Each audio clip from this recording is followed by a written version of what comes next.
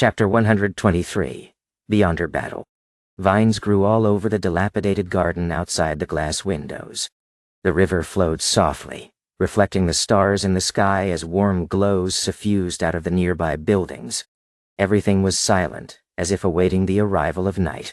Trissy, who had ordinary features which combined to make her look surprisingly beautiful, retracted her gaze and walked quickly towards the clothes rack to retrieve a long black robe fitted with a hood.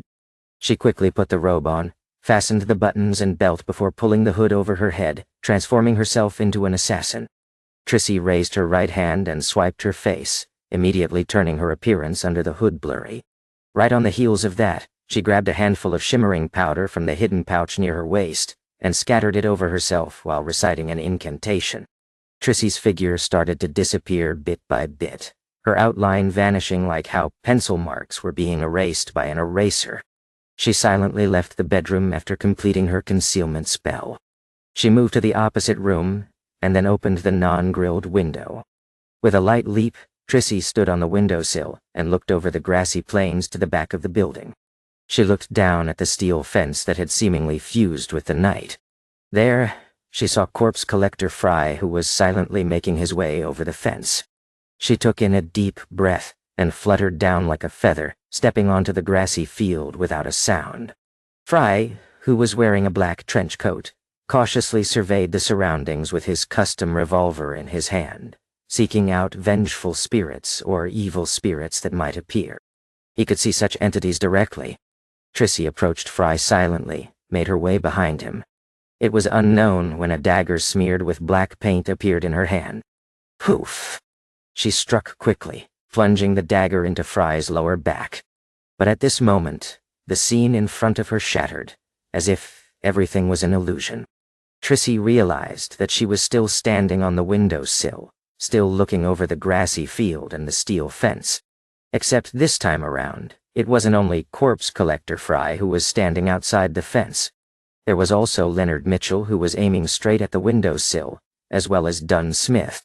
The captain of the Nighthawks was hunched over as he pressed down on his glabella, his eyes closed as formless ripples spread outwards from him.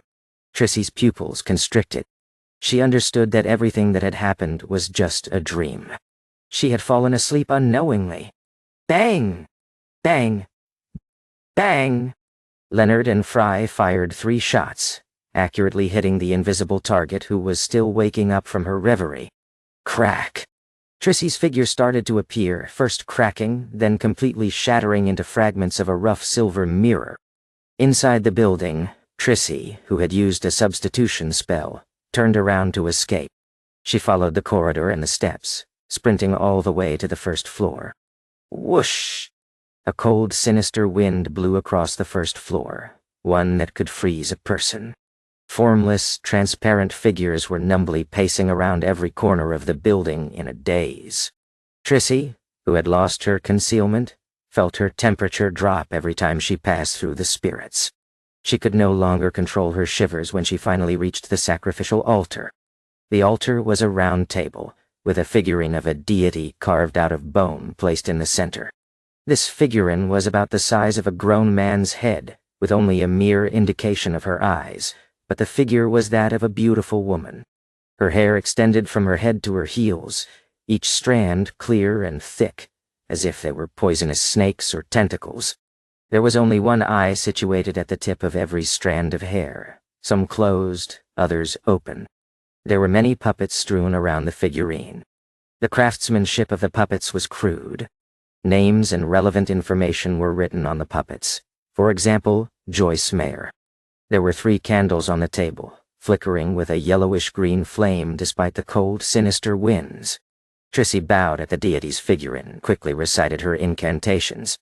She then pushed away the puppets and extinguished the flames of the candles before picking the figurine up. Whoosh! The winds howled fiercely as they shook the closed windows violently. Clank! Creak! Shards of glass flew around in all directions.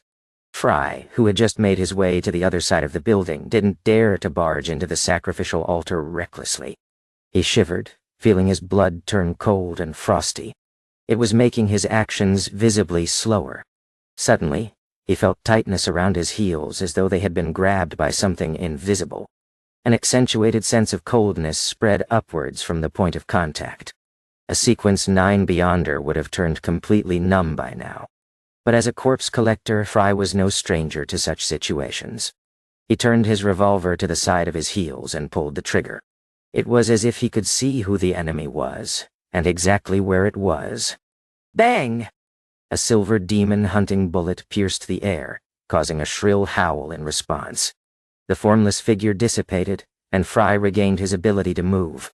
Elsewhere, Dunn Smith, who wanted to reach the second floor by avoiding a frontal assault on the altar, was similarly affected by the cold winds. His body froze as he stopped right outside a shattered window. Whoosh! The curtains behind the window lifted suddenly and engulfed Dunn, as if a monster had just opened its mouth to devour its prey. The curtain wrapped around Dunn's head, seeming to have been imbued with life. Dunn's facial features began to press through the constricting cloth. Dunn, who was about to be suffocated, stomped down with both feet. He straightened his knees and twisted his waist, loosening the curtain's grip with raw strength alone. He grabbed a corner of the curtain around his head with his left hand and yanked it away before tossing it toward the ground. Bang! He fired a shot at the other half of the curtain behind the window, stopping it from attempting another assault on him. The curtain stopped immediately as a dark red liquid oozed out from it. Whoosh! On the field, Leonard Mitchell was reciting his poems and was also hit by the cold, sinister winds infused with the intense sensation of death. His teeth chattered, making it hard for him to enunciate his poems. The messy weeds in the garden suddenly extended, wrapping themselves around his heels. A black shadow hurled itself at him along with the violent winds. Leonard, whose body had become rigid, failed to fire in time. He could only pull back his shoulder and raise his arm. Thud! The black shadow smashed into his forearm, the thorns on its body piercing his skin. It was a pretty, bright red flower, its origins unknown. In pain, Leonard tossed aside the flower dyed with his blood. Bang! He fired a shot at the spreading vines, causing dark red liquid to ooze out. Tap! Tap! Tap! Leonard quickened his pace and charged towards the shattered window on the first floor where the altar was situated behind. The vines retracted abruptly from where he had previously stood, as if hiding from something invisible. Trissy took advantage of the chaos created by destroying the altar and a suspension-style ritual to conceal herself once again. She managed to fool the spirit visions of the Nighthawks and escape the pincer attack before making her way to a spot behind the 3 Nighthawks. She extended her right hand, immediately causing a cold wind to blow.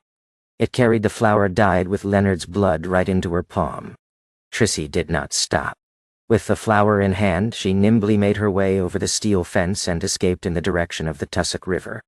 Leonard, who had just entered the first level, turned his head abruptly, as though he was listening to something. His expression changed. He frantically pulled up his sleeve and looked at the wound caused by the flower. With his constitution, the wound had already stopped bleeding. There was only some red swelling that remained. Leonard's expression became grim. He pinched his left index finger and pulled his fingernail straight out. His face contorted in pain, but he did not pause. As he recited something silently, he sliced open the coagulated wound with the fingernail. When the fingernail was dyed with his dark red blood, he pulled out a few strands of hair from his scalp and wrapped the fingernail with his hair. Beside the Tussock River, Trissy slowed down. She shot her gaze toward the flower in her hand. She was chanting something as a ball of black, illusory fire suddenly appeared in her palm. The flames enveloped the flower, burning it to ashes. After completing this, Trissy jumped into the river and submerged herself. At the same time, Leonard tossed the blood-stained fingernail wrapped in his hair to the corner. He saw it burn and release a foul stench. The fingernail and hair disappeared quickly, leaving only some dust behind. Leonard heaved a sigh of relief. He entered the first level through the window and said to Dunn and Fry, who were destroying the altar, "The target has escaped. But it's all right. Our primary objective was to stop the ritual." "No." Dunn sighed and looked at the puppets on the table. She was very cautious and very powerful. She sensed us approaching her ahead of time, otherwise, She should be, at the very least, a sequence 7 beyond her. Give Klein the signal. Ask him to come over. Wonder right. Through the brief interaction in the dream, he had determined that the enemy was female.